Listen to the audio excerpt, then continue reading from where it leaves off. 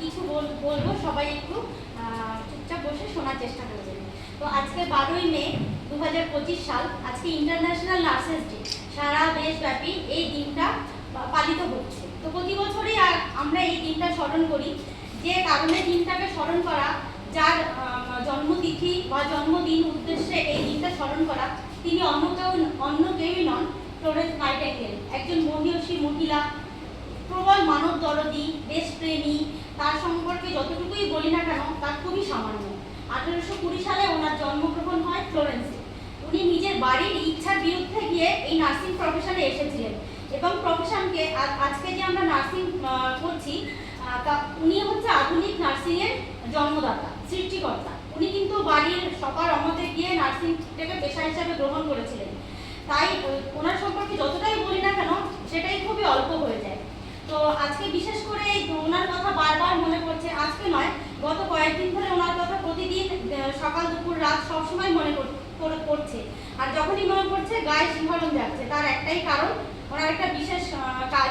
সেটা হচ্ছে যখন ক্রিমিয়ান যুদ্ধ হয়েছিল তখন সৈনিকরা ভীষণভাবে আহত হয়ে যাচ্ছিলেন এবং সৈনিকদের মৃত্যুর হার ছিল 40%। অর্থাৎ 100 জন সৈনিকের মধ্যে 40 জন সৈনিকই বিনা চিকিৎসায়, বিনা ওষুধে, বিনা খাবারে মারা যাচ্ছিল।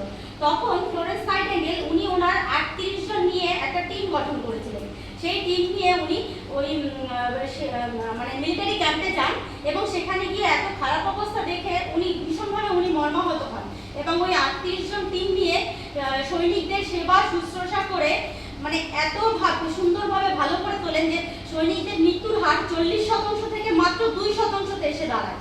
তখন মানে সৈনিকরা দ্রুত সুস্থ হতে থাকে।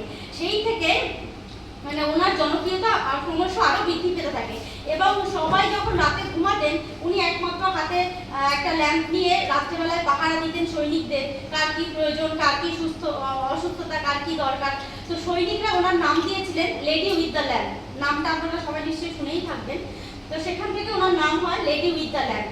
তারপরে আজকে চারিদিকে যে সামাজিক পরিস্থিতি, একটা যুদ্ধ আবহাওয়া, সেখানে থেকে আমরা যদিও ফ্রন্টলাইন যোদ্ধা নই, আমাদের দেশের সৈনিক, আমাদের দেশের বীর যোদ্ধারা মানে দিন রাত এক করে পরিশ্রম করে সীমান্ত এলাকায় যুদ্ধ করে চলছে দিন রাত। আমাদের শুধুমাত্র ভালো রাখার দায়িত্ব তাদের হাতে। কিন্তু আমরা যদিও সামনে থেকে যুদ্ধ না করতে পারি, আমরা তাদের সহযোদ্ধা হতে পারি, তাদের জন্য আমরা অনুপ্রেরণা হতে পারি, তাদের পাশে থাকতে পারি, তাদের জন্য প্রার্থনা করতে পারি। আর এটাই বলতে পারি, আমরাও একসময় করোনার সময় যুদ্ধ করেছি। আমরা হেলথ ওয়ার্কাররা, ডাক্তার, সিস্টার, গ্রুপ ডি হসপিটালের সমস্ত ক্যাটাগরি স্টাফরা ভীষণভাবে যুদ্ধ করেছি, দিন রাত এক করে মানুষকে সুস্থ করে তুলেছি। আবারও আমাদের পরীক্ষার দিন এসেছে, আমরা আবার পরীক্ষা দেব, আবার যুদ্ধে নামবো। দেশবাসীর সমস্ত জনসাধারণের উদ্দেশ্যে একটাই বক্তব্য আমার, মানে সাধারণ মানুষ, তোমরা কেউ ভয় পেও না। আমরা সবসময় হেলথ ওয়ার্কাররা আমরা তোমাদের সাথে আছি, আমরা নার্সরা সাথে আছি।